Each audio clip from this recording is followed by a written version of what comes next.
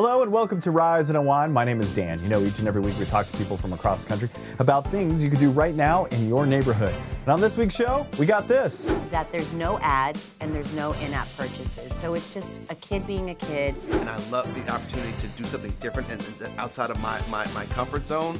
All of that and more right here on Rise and Unwind. Imagine waking up in somebody else's body and it's your worst enemy.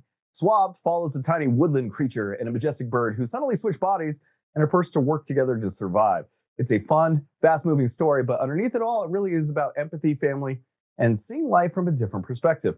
The film features a big cast, including Michael B. Jordan and Cedric the Entertainer, who plays a father at the center of it all. Cedric the Entertainer is here with us now. Welcome to the show, my friend. How are you? All right, good, brother. How you doing, man? I'm doing great. The story behind this blends comedy with a real message about empathy. What stood out to you when you first read this script? You know, I mean, I really love the idea of this, you know, father-son kind of relationship. The son is kind of stretching out, trying to, you know, experiment and find a new way in life. And his father that's trying to hold on to the traditions in which we kind of lived by and those things that he felt make them safe and that he do as a father. And I think that, you know, generationally, you know, my real life is dealing with that. My son is that 25-year-old with bigger ideas than I had at 25 and the guts to go and try them sometimes. So you're like, whoa, I don't know if you can do that, right? And so I think that's what I really resonated with me is this idea that the generations after you always push the line a little bit further down the street. And the whole idea is about literally seeing life from somebody else's point of view. What do you think audiences will take home from that?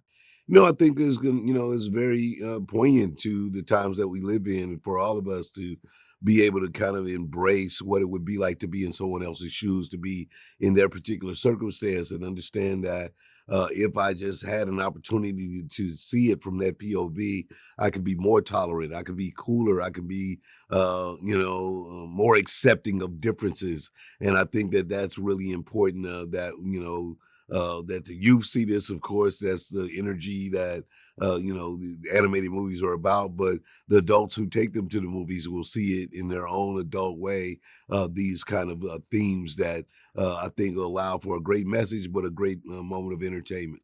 And when this project came your way, what was it about Swap that stood out to you? I mean, really, I like the storyline of, again, of who this father was.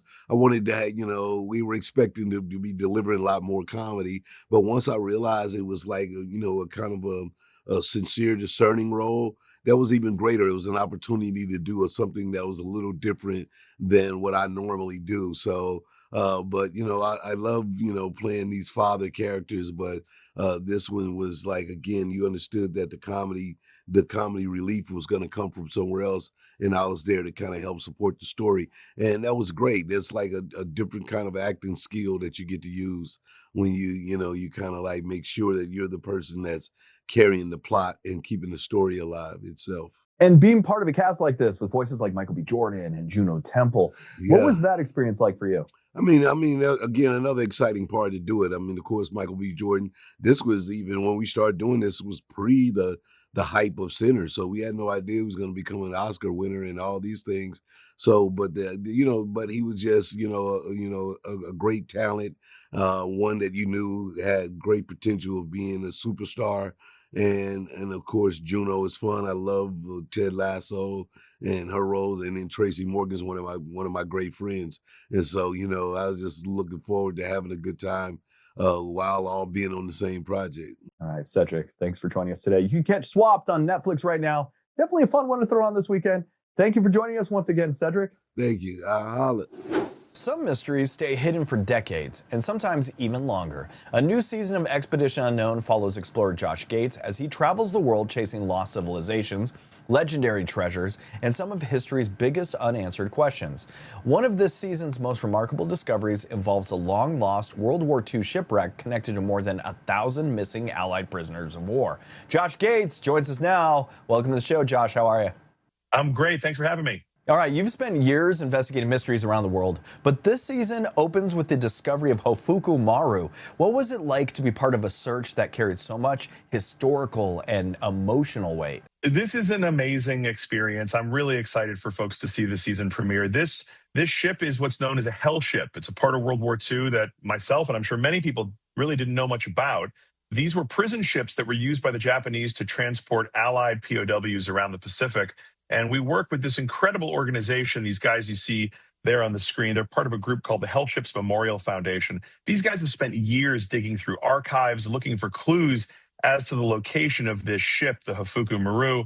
And after 80 years of being lost, their research has led to it being found. So for us to be able to take our viewers there and get a firsthand look at a ship where 1,000 POWs went down is a really emotional thing and a really thrilling expedition that a lot of hard work went into for these guys. And so I'm thrilled to feature their hard work on the show. And that story of Japanese hell ships isn't really something many people learn about in school. What surprised you most as you dug into this chapter of World War II history? Well, the scale of it. I mean, there were about 135 of these hell ships that transported, over 100,000 POWs during the war. And many of these ships were sadly bombed by U.S. forces. The Japanese disguised these ships within their military convoys, and so they became unintentional targets for the Allies, making this kind of a doubly tragic story. But the fact of the matter is there are thousands of these POWs still out there that have not been found. And so this is an opportunity to really fulfill that promise of no man left behind, right? And to go and search for them. They've been waiting all this time. So really shocking numbers of people that are still out there and that there are still big discoveries like this to be made from World War II. So really exciting stuff. And your team helped locate a wreck that had been lost for more than 80 years. Can you walk us through how modern technology and old archival research came together to make that discovery possible? Yeah, so the real crux of the discovery is the good old-fashioned sleuthing that was done by this researcher, John Dureski, who's part of the Memorial Hell Ships Foundation. This guy went digging not just in the American archives, but in the Japanese archives. And it was the Japanese archives that offered a clue as to where this ship sank. Many people thought that it sank about 30 miles away from where it was found. Using that research, sonar survey was done. A wreck was located on sonar. We then went out and dove down to really get eyes on this wreck and to begin photogrammetry, which is a photography scan of the wreck to really see it from all angles and to kind of bring it back to life in a way. So yes, it's this combination of good old-fashioned detective work and some high-tech tools. And this season also takes viewers from underwater wrecks to ancient civilizations, hidden tunnels, and lost treasures.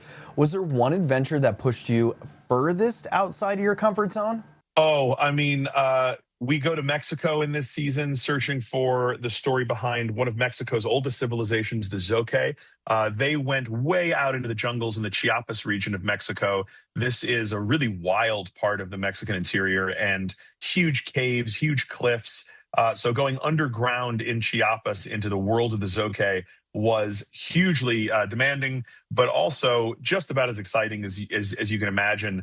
Going out into these caves that nobody has explored to find artifacts that have been sitting down there, offerings that have been sitting in the dark for centuries. And after all these years of exploring the unknown, what keeps you chasing the next mystery, and what can viewers expect from this new season? I think it's the same thing that had me interested in this when I was watching The Goonies as a kid. These stories are just naturally incredibly engaging. What kid doesn't dream of finding pirate treasure, secret tunnels, lost civilizations? These stories just have such a natural hook, and they're real. This is real history. And so I think for me, I'm like a kid in a candy store out there. The opportunity to go and explore these stories is the thrill of a lifetime. And to share that with our viewers is really what it's all about. You're also going on a live tour from city to city across the country. What can we expect from your show? Yeah, so an evening of legends and mysteries and adventure. If you're a fan of the show, it's an opportunity to dig a little deeper, go behind the scenes. And if you're just finding the show, but you love adventure, and who doesn't, it's a chance to listen to some awesome myths and legends and stories. And so folks can get tickets to that at joshgates.com. It may not be listed yet. Those shows will be coming very soon onto the website there. But it will be an awesome evening of adventure for the whole family. So if you have kids that are into adventure, or if you grew up as a fan of Raiders and Goonies and all that stuff, it's going to be a super fun evening. Josh Gates, I want to thank you for joining me today. For more information on Expedition Unknown, episode schedules, and behind-the-scenes content, visit discovery.com. And for tickets to Josh Gates' live show, visit joshgates.com. Josh, I want to thank you for joining me today. Hey, thank you so much. Good to see you again. Have you ever taken a dream opportunity only to realize something feels very wrong? That's the setup behind Strung, the new Peacock thriller from acclaimed filmmaker Malcolm D. Lee. The film follows a gifted violinist who becomes entangled in the world of a wealthy and mysterious family, where secrets seem to be hiding around pretty much every corner. Malcolm is the director behind favorites like the Best Man franchise and Girls Trip, and now he's taking audiences somewhere much darker. Malcolm, welcome. Man, I love that intro. That was awesome. Thank you so much. Thank you for having me. I appreciate you. Thank you for that. Strung starts with a talented musician getting what seems like the opportunity of lifetime. What drew you to the story and the tension at the center of it? You know, when I read Alan McElroy's script, I could not put it down. You know, it just was a page turner. I was talking to it out loud. It was speaking to me. I was speaking back to it, and I just said I gotta dip my toe into this genre of thrillers and this erotic psychological thriller. You've built a career directing comedies, dramas, and ensemble films that audiences really connect with. What was exciting about stepping into the thriller genre with Strung? You know, I think audiences still want to see these kinds of movies, you know, and I love the opportunity to do something different and outside of my comfort zone. And not necessarily outside of my comfort zone, but something different that I hadn't done before. And it was nice to not have to cut to the joke, you know, and just be able to tell the story with a different pacing, a different tone. And I want to challenge myself in that regard, get the right cast and get the right crew behind me. And this crew that I've been working with has been a crew that I've been with before and collaborated on many, many things. But to work with this cast was amazing as well. Chloe Bailey carries so much of the story as Layla. What made her the right choice for this role, and what did she bring to the character? You know, Chloe, I hadn't worked with before, but I knew about her, and I thought she would be a great asset to for this role. And when I saw her, and when we got to talking and we got to know each other a little bit more and work together, I was amazed by what she was able to do, because Layla has to do so many things in this movie and play so many different colors, you know, from being emotional to being vulnerable to being sexy and maternal. And all kinds of colors that she had to play, that I was just like, wow, she really, really brought a lot to the table. And I'm very, very proud of the work that she did in this movie. She's really, really talented. One of the things that makes this film work is the atmosphere and sense of there's something not quite right. How did you approach building that suspense without giving too much away? Yeah, you know, the thing is, everybody in this movie, every character in this movie is hiding something. You know, it's most, you know, emblematic by the little girl that she's tutoring, Zuri, with her actual mask. But everyone in this movie is masking something, whether it's trauma or grief or something to that effect. And I wanted to make sure that everything on the surface looked presentable and comely and beautiful and opulent. And so it started with the house. And you see this inviting environment that is a little antiseptic, but just like, oh, it's lush and it's beautiful.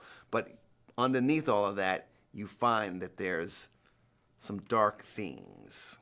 And looking at your career, you know, The Best Man, Girls Trip, and now Strung, what continues to inspire you as a storyteller, and what kinds of stories are you most interested in telling next? Yeah, you know, I am incredibly blessed to have the opportunity to get paid for what I love to do. And I want to keep challenging myself and bringing entertainment to audiences. That's the main thing. I like to have to entertain people and make them feel good, make them feel, you know, emotions one way or another. And in this case, we're taking them on a thrill ride. And in the future, I hope to do, you know, the same kinds of things, you know, whether it's with a thriller, whether it's a comedy or a musical or a drama. I love, you know, working with actors and bringing a vision to life for audiences to enjoy. Malcolm, I want to thank you for joining me today. Strung is now streaming on Peacock. You can watch the film and learn more by visiting peacocktv.com. Malcolm D. Lee, thanks for joining me today. Thanks, Dan. Summer is a great time to catch on the shows and movies everyone's talking about, but whether you're at home or on the road, Netflix has packed a lineup this season, plus some features that can help travel and family movie nights even easier. So joining us today is Vanessa Lachey, host of Love is Blind, The Ultimatum, and to share what's coming to Netflix this summer. Welcome to the show, Vanessa. How are you, my friend? Thank you for having me. I'm good. That's good to hear. I hear Netflix has a huge lineup this summer. What are some of the movies and shows that you think people should be adding to their watch list this year? Ooh, well, I'm just excited to talk about all the fun things Netflix that people don't really know about. You know, I get an in because I'm always here and I'm boots on the ground here at actual Netflix. But coming up, we have Enola Holmes 3. That's going to come out July 1st. For the sports fans, the MLB Home Run Derby is going to be live July 13th, which is always fun for people to watch live. The Ultimatum, as you mentioned, season 4, the show that my husband and I do, comes out July 15th, which is my wedding anniversary. What a gift. There's just something for everyone. Oh, Little House on the Prairie is going to be premiering on Netflix July 9th, and it's a beautiful reimagining of the original. But what's so great over the summer is all the features that Netflix has to offer that you just alluded to. They can download a movie or a show or the entire season.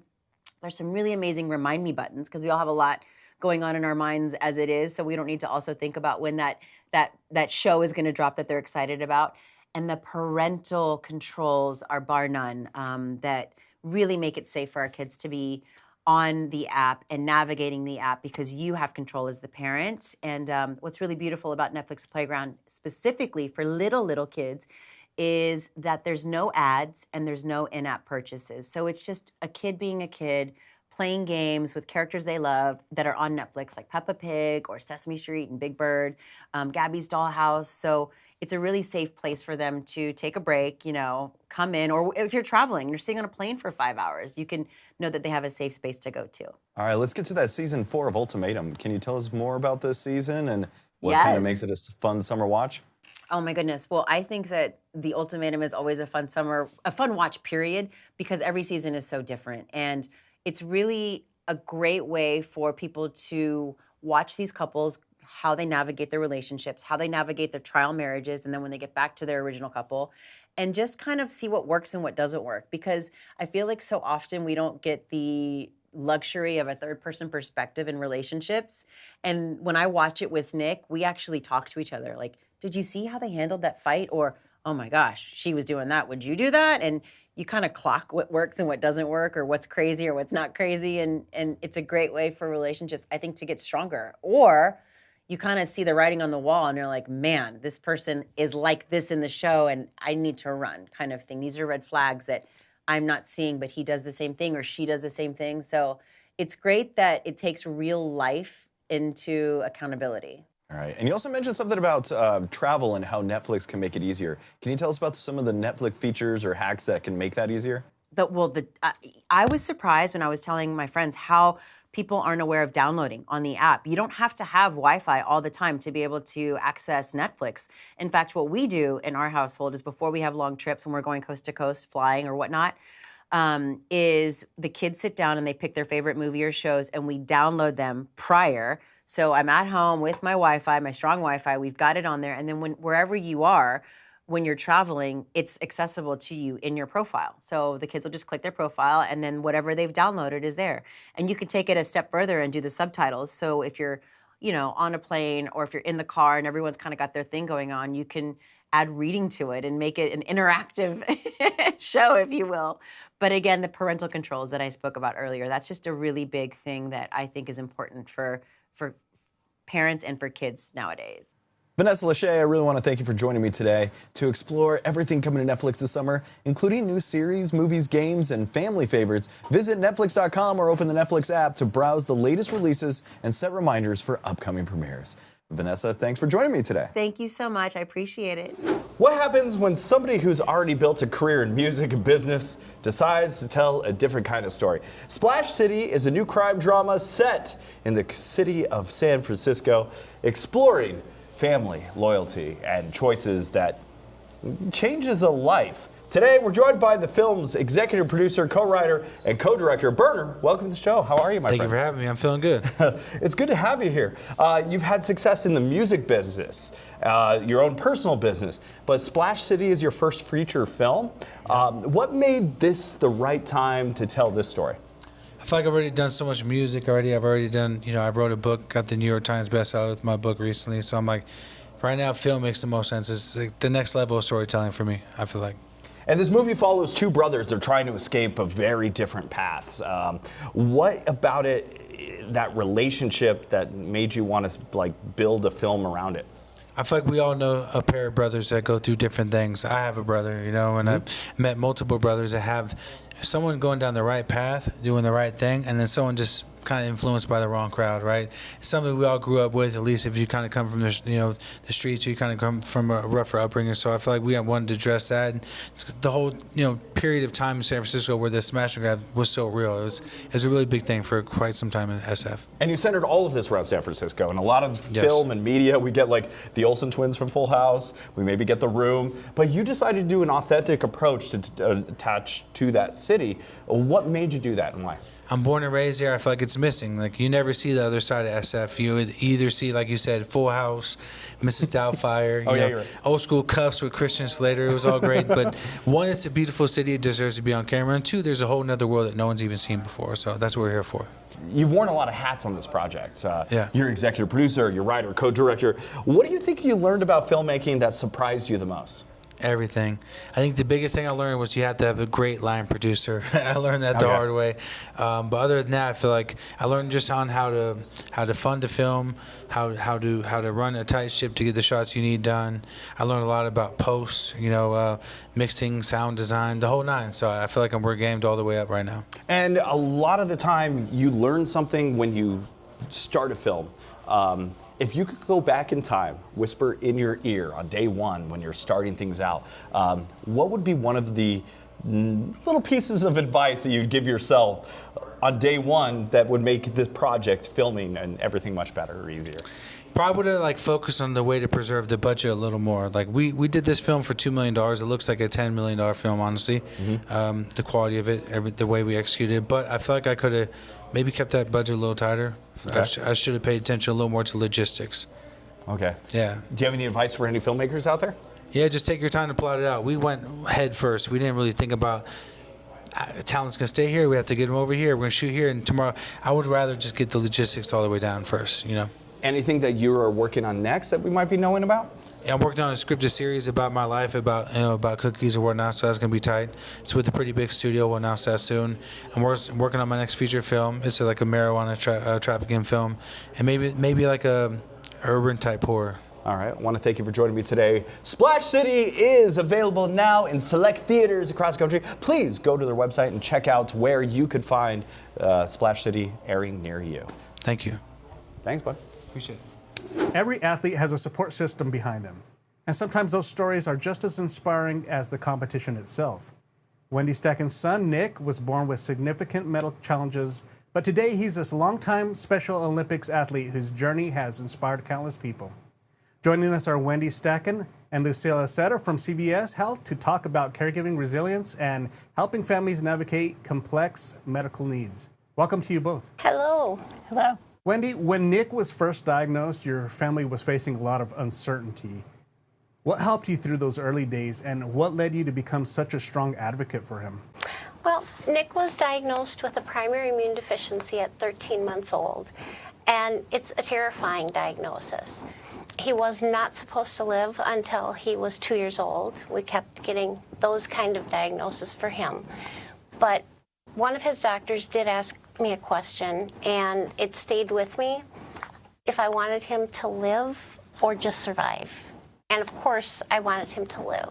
I wanted him to have joy in his life and make friends. And along with Nick's home health care nurses, we got to see what that meant and what that was. Lucille, many families caring for someone with a complex medical condition can feel overwhelmed. What advice would you offer to caregivers who are just beginning that journey? Yeah, they definitely do feel overwhelmed and sometimes even isolated, and they need to know they're not alone. There are a lot of resources out there. Ask a lot of questions. Really important to build a trusted medical care team. Doctor, nurse, infusion nurse, pharmacist. Advocacy groups are very critical. There are many out there for many different conditions, and support groups and many chapters throughout the country. So I would say that's critical. In Nick's case, he is on an immunoglobulin medication that is critical to his well-being. And these medications, studies have shown, have reduced hospitalizations by 50%. So being on this medication is really critical. And then the second component, which is also very important, is the care that he's getting with that medication. And he also has a nurse who goes to the home. She's an infusion nurse that handles the medication at home weekly and has become part of Wendy and Nick's family. Yeah. And so if you think about 30 years on this therapy, 30 years of nursing services, it becomes a support team that is wrapped around the family and Nick. And Wendy, you've watched Nick thrive as a Special Olympics athlete for more than 20 years. What has that experience meant to your family, and what do you hope others take away from your story? I would love for other people to get their children involved in Special Olympics. It's such a beautiful thing. If your child is eligible for Special Olympics, they get a place where they can be accepted, where they have friendships, where they feel involved, and you as a parent will also meet other parents that are going through the same things you are, or very closely, and you won't feel so alone. So if you can definitely get those kids involved and get them out, get them exercising, and just to have friendships. Lucille, what role do specialty care teams play in supporting patients and caregivers, and how can they help make managing complex care a little easier? Well, specialty pharmacies are unique and different than you typically see in a community or a neighborhood pharmacy. There are pharmacies that have unique therapies that are critical to, I would say, more complex and complicated, fragile type patients, hemophilia, immunocompromised patients like Nick, cancer therapies, pulmonary arterial hypertensive patients, really critically important therapies that are like life-saving needs of medications. And in this case, not only is the medication being dispensed, but also there are services, unique resources that are wrapped around that therapy, such as 24/7 access to nurses and pharmacists, personalized services, training, even helping to simplify the medical process of paperwork that has to be done to support the patient and the family. So if you look at Nick, he's doing well. He has a nurse, Jackie, who supports him every week. And it's a big care team that is wrapped around Nick and Wendy here to really showcase the difference of what a specialty pharmacy can do above and beyond just the therapy itself. And where can people go for more information? cvshealth.com. Wendy, Lucille, thank you so much for joining us on the show this morning. Thank you. Thank you. And that is it for Rise Unwind. I want to thank you for tuning in and checking out the show. You can find us on social media. We're on Facebook, Instagram, and on YouTube. Just look up at Rise Unwind. And until next week, that was the show we like to call Rise and Unwind.